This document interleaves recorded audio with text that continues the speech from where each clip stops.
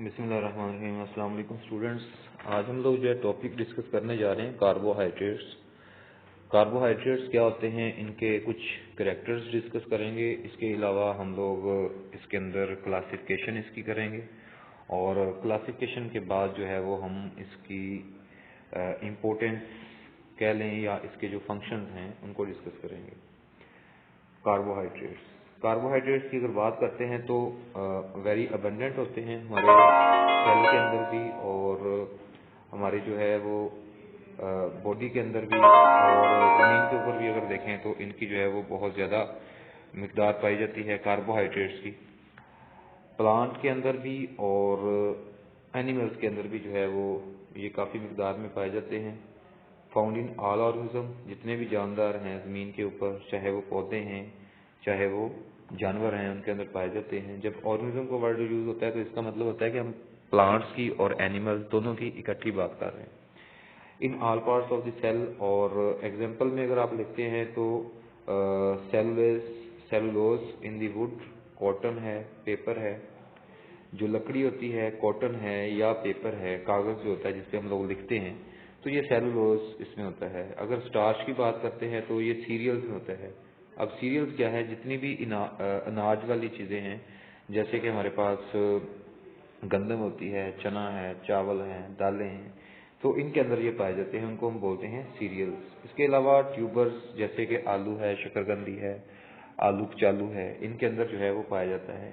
केन sugar है, milk sugar है। Cane sugar कहते हैं जो गन्ना है, गन्ने के अंदर शुगर पाई जाती है, सक्रोज। इसी तरह से मिल्क शुगर है। मिल्क शुगर जो है वो मिल्क के अंदर एक शुगर पाई जाती है, लैक्टोज। तो वो लैक्टोज है, सक्रोज है, ये सारी की सारी चीज़ें जो हैं वो किस में आ जाएंगी, कार्बोहाइड्रेट्स में। यानी कि जो सेलुलोज है, स्टार्च है, केन शुगर है, ये सारी की सारी चीज़ें जो हैं वो स्टार्च में आएंगी, उसमें कार्बोहाइड्रेट्स में। इसके बाद है ये कुछ स्ट्रक्चर्स बनाते हैं हमारी बॉडी के अंदर। ये कुछ स्ट्रक्चर्स बनाते हैं, जैसा कि हमारी बॉडी में सेल वॉल होती है। आप लोगों ने चैप्टर नंबर 4 के अंदर पढ़ा होगा। जो सेल मेम्ब्रेन होती है उसकी कंपोजिशन अगर देखें तो उसमें प्रोटीन्स होती हैं, साथ में उसके जो है वो कार्बोहाइड्रेट अटैच होते हैं जो कि ग्लाइकोप्रोटीन की शक्ल में होते हैं, और कार्बोहाइड्रेट अगर लिपिड्स के साथ अटैच हैं तो ग्लाइकोलिपिड की शक्ल में होंगे। तो बेसिकली कार्बोहाइड्रेट जो है वो हमारी सेल वॉल में भी पाए जाते हैं। इसके अलावा इनके फंक्शंस क्या होते हैं। फंक्शंस की अगर बात करते हैं तो फंक्शन के लिहाज से परफॉर्म इम्पोर्टेंट फंक्शन है, जैसा कि सोर्स ऑफ एनर्जी है। जो हम लोग ग्लूकोज खाते हैं, जो हमें डिफरेंट सोर्सेज से मिलता है, तो जो ग्लूकोज होता है वो सोर्स ऑफ एनर्जी है। अब यहाँ पे आपको कुछ फूड दिखाई गई हैं, जैसा कि हमारे पास ब्रेड है, सीरियल्स हैं, पास्ता है, राइस है, पोटैटो हैं, बीन्स हैं, ये जो फलियां वगैरह हैं, ठीक है ना। तो इन सब के अंदर जो है वो कार्बोहाइड्रेट पाए जाते हैं। कार्बोहाइड्रेट की अगर बात करते हैं तो कार्बोहाइड्रेट का मतलब क्या होता है। कार्बोहाइड्रेट मीन हाइड्रेटेड कार्बन, यानी कि इनके अंदर वाटर होता है। अगर आप इसका जर्नल फार्मूला देखते हैं तो ये हमारे पास है CX × H2O Y। मतलब ये है कि जो पानी होता है, पानी के अंदर 2 हाइड्रोजन होते हैं और एक जो है उसके अंदर ऑक्सीजन होती है, 2:1 की रेशो होती है।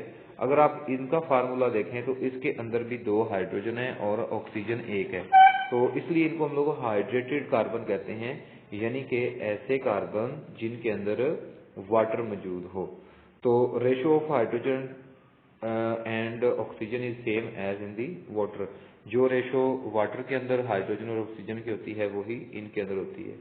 तो यहाँ पर एक्स जो है वो फार्मूला की अगर बात करते हैं तो एक्स जो है वो 3 से लेके several thousand, 3 to several thousand जो है वो कार्बन आइटम हो सकते हैं। और y can be same, y जो है वो सेम हो सकता है 3 से 1000, या फिर डिफरेंट नंबर हो सकता है। कार्बोहाइड्रेट होते हैं, इसके अंदर 3 चीज़ें जो है वो पाई जाती हैं, कार्बन, हाइड्रोजन और ऑक्सीजन। यहाँ पे अगर हम नेक्स्ट चलते हैं तो कार्बोहाइड्रेट जो होते हैं, अगर उनकी डिफाइन की बात करते हैं तो कार्बोहाइड्रेट्स की डिफाइन देख लें आप, तो कार्बोहाइड्रेट में जो है पॉलीहाइड्रोक्सी। पॉलीहाइड्रोक्सी का मतलब होता है जिसमें काफ़ी सारे हाइड्रोक्सल ग्रुप हो। हाइड्रोक्सल ग्रुप क्या होता है, OH ग्रुप। जो OH ग्रुप है इसको हाइड्रोक्सल ग्रुप कहा जाता है।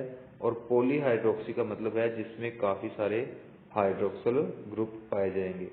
इसके अलावा अगर आप नेक्स्ट देख लेते हैं तो इसमें पॉलीहाइड्रोक्सी एल्डिहाइड कीटोन, इनके अंदर या तो पॉलीहाइड्रोक्सी तो हैं ही ये, यानी कि काफी सारे हाइड्रोक्सल ग्रुप होंगे। इसके अलावा इनके अंदर या तो एल्डिहाइड ग्रुप होगा, जो कि ये आपको दिखाया गया है, ये एल्डिहाइड ग्रुप है, या तो इनके अंदर एल्डिहाइड ग्रुप होगा या फिर इनके अंदर ये एल्डिहाइड ग्रुप है। ठीक है ना, कार्बन ऑक्सीजन का डबल बॉन्ड है और साथ में जो है वो ये आपके पास दोनों साइडों पे, एक साइड पे जो है वो अल्काइल ग्रुप है, आर को अल्काइल ग्रुप बोलते हैं और ये एच है, और या फिर इसके अंदर कीटोन ग्रुप होगा। जो कीटोन ग्रुप होता है उसके अंदर कार्बन और ऑक्सीजन का डबल बॉन्ड होगा और दोनों साइडों पे अल्काइल ग्रुप होगा। ठीक है, अब जब इनको इनकी हाइड्रोलाइसिस की जाती है, हाइड्रोलाइसिस का मतलब होता है break down by using water. जब किसी चीज को पानी का इस्तेमाल करके ब्रेक किया जाता है तो उसे हम बोलते हैं हाइड्रोलाइसिस। यानी कि कार्बोहाइड्रेट ऐसे कंपाउंड हैं जब इनको ब्रेक किया जाता है पानी की मौजूदगी में या पानी को यूज करते हुए, तो उससे जो हमें यूनिट मिलते हैं वो क्या होते हैं, मोनोसेक्राइड यूनिट होते हैं, या उनसे हमें एल्डिहाइड या कीटोन्स मिलते हैं। मैं बार बार रिपीट कर रहा हूँ, एल्डिहाइड का फार्मूला ये पड़ा हुआ है और कीटोन जो है वो ये पड़ा हुआ है। ठीक है, तो कार्बोहाइड्रेट क्या है, जिनके अंदर पॉलीहाइड्रोक्सी होंगे, यानी कि काफी सारे हाइड्रोक्सल ग्रुप होंगे और साथ उनके या तो एल्डिहाइड ग्रुप होगा, अगर एल्डिहाइड ग्रुप नहीं होगा तो कीटोन ग्रुप होगा। ठीक है ना, तो जब इनकी हाइड्रोलाइसिस की जाती है तो ये एल्डिहाइड या कीटोन सब ग्रुप देते हैं। इसके बाद ये आपके पास कार्बोहाइड्रेट है, इनके सोर्सेज हैं कि ये कार्बोहाइड्रेट हमें मिलते कहाँ से हैं, इनके सोर्सेज कौन कौन से हैं, कौन कौन सी चीज़ों से हम कार्बोहाइड्रेट हासिल कर सकते हैं। Main source is green plant, जो सबसे मेन सोर्स है इसका ग्रीन प्लांट है, क्योंकि ग्रीन प्लांट जो होते हैं ना, इनके अंदर फोटोसिंथेसिस होती है सूरज की रोशनी की मौजूदगी में। ठीक है, तो फोटोसिंथेसिस का प्रोसेस होता है जिसके दौरान में ग्लूकोज पैदा होता है और ग्लूकोज जो है वो क्या है, एक कार्बोहाइड्रेट है। Synthesise during the photosynthesis, photosynthesis होती है। All other substances synthesised from the carbohydrates combine with the protein form glycoprotein. मैंने अभी थोड़ी देर पहले भी बताया था कि जब ग्लाइकोप्रोटीन जो कार्बोहाइड्रेट्स हैं जब वो प्रोटीन के साथ मिल जाएंगे तो उससे ग्लाइकोप्रोटीन बोलेंगे। अगर ये लिपिड्स के साथ मिल जाते हैं तो ये ग्लाइकोलिपिड्स बना लेंगे। इसके बाद है इनका फंक्शन जो है, ये इंपॉर्टेंट स्ट्रक्चर बनाते हैं, जैसा कि हमारी बॉडी के अंदर एक्स्ट्रा सेलुलर मैट्रिक्स है और पार्ट ऑफ द मेम्ब्रेन है। ये आपके सामने जो है वो सेल मेम्ब्रेन की एक डायग्राम दिखाई गई है। अगर आप इसको गौर से देखते हैं तो इस सेल मेम्ब्रेन के अंदर यहाँ पर आपको नजर आ रहे होंगे, ये वाली जो है ये प्रोटीन्स हैं, ये लिपिड्स हैं और ये इनके साथ जो है वो कार्बोहाइड्रेट अटैच हैं। तो ये हमारी बॉडी के अंदर जो है वो डिफरेंट किस्म की मुख्तलिफ जो है वो स्ट्रक्चर्स बनाते हैं हमारे बॉडी के अंदर। ठीक है, आगे हम लोग चलते हैं क्लासिफिकेशन ऑफ प्रोटीन की तरफ चलेंगे हम लोग।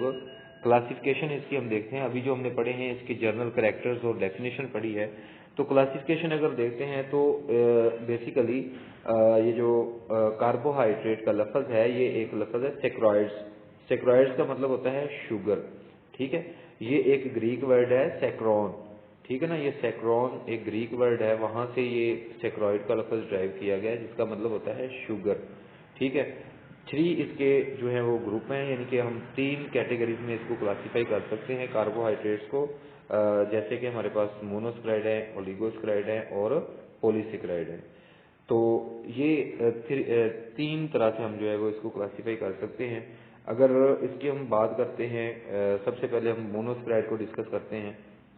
तो जो मोनोसेक्राइड होते हैं इनमें ये सिंपल शुगर है।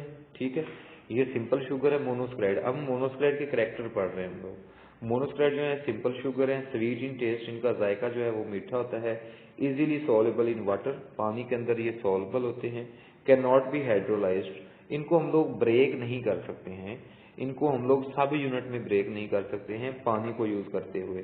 हाइड्रोलाइज का मतलब होता है पानी को यूज करके किसी चीज को ब्रेक करना। और ये पॉलीहाइड्रोक्सी एल्डिहाइड और कीटोन इसमें होता है। शुगर कंटेनिंग एल्डिहाइड उसको हम एल्डो शुगर बोलेंगे।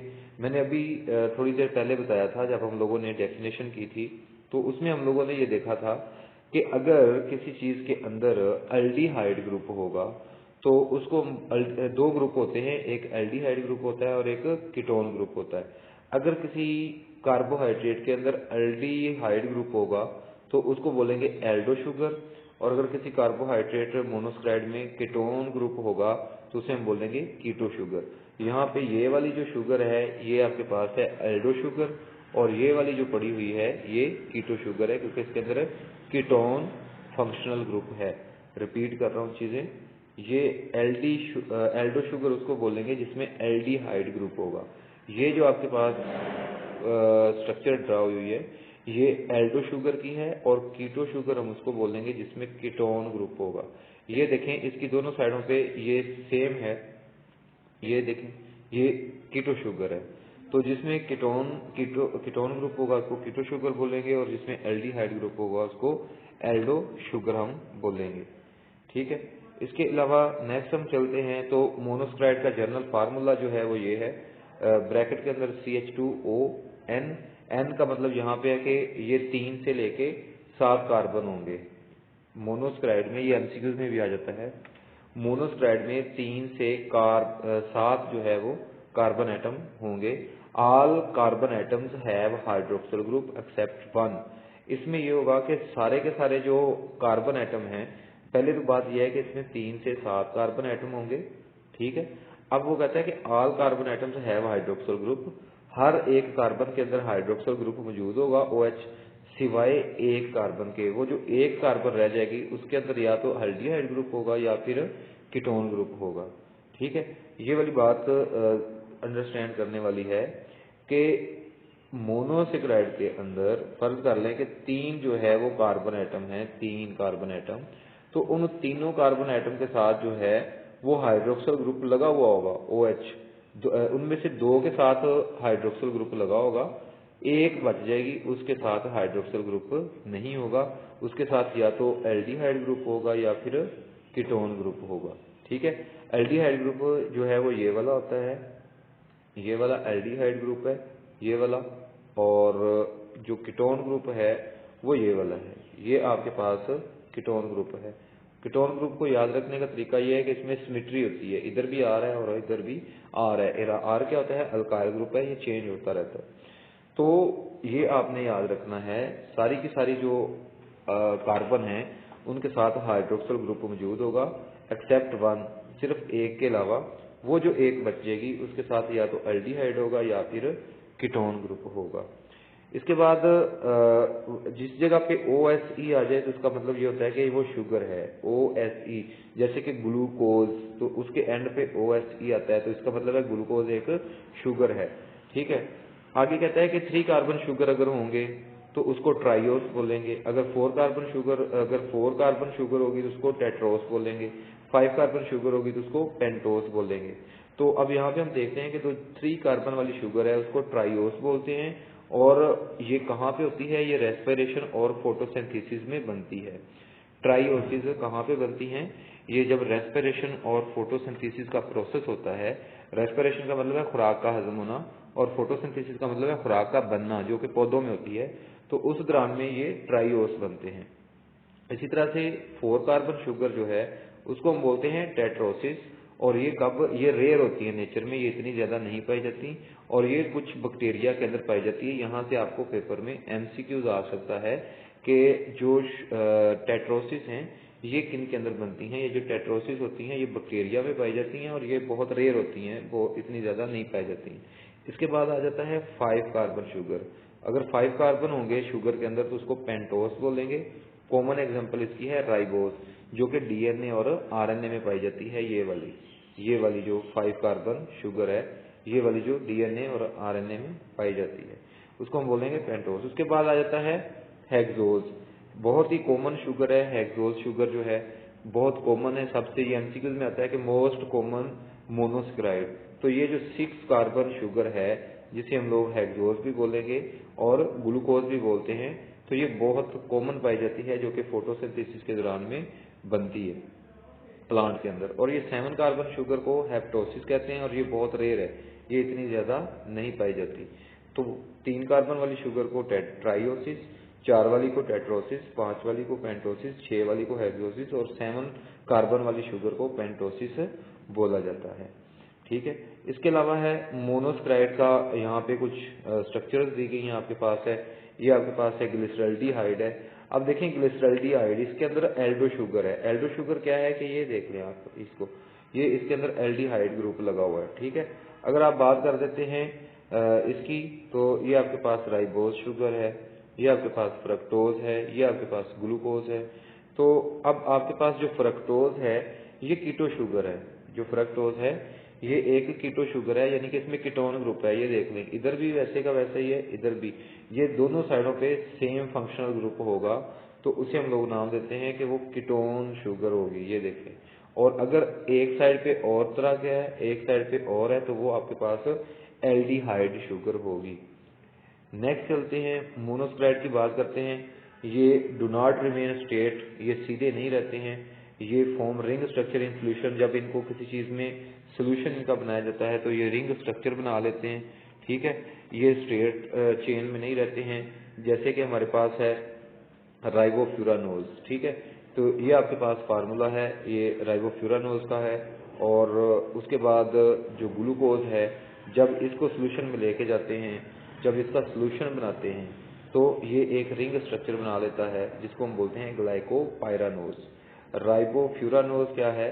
राइबोफ्यूरानोज आपके पास है जो राइबोफ्यूरानोज होगा वो राइबोज शुगर है। जब उसको आप सोल्यूशन में ले जाएंगे तो वो राइबोस में कन्वर्ट हो जाएगी। और राइबोस जो होती है या राइबोफ्यूरानोज जो होती है, इसमें 5 कॉर्नर रिंग होता है। ये आप देख लें, 1 2 3 4, और ये इसके अंदर 5 है, 5 कार्बन है। और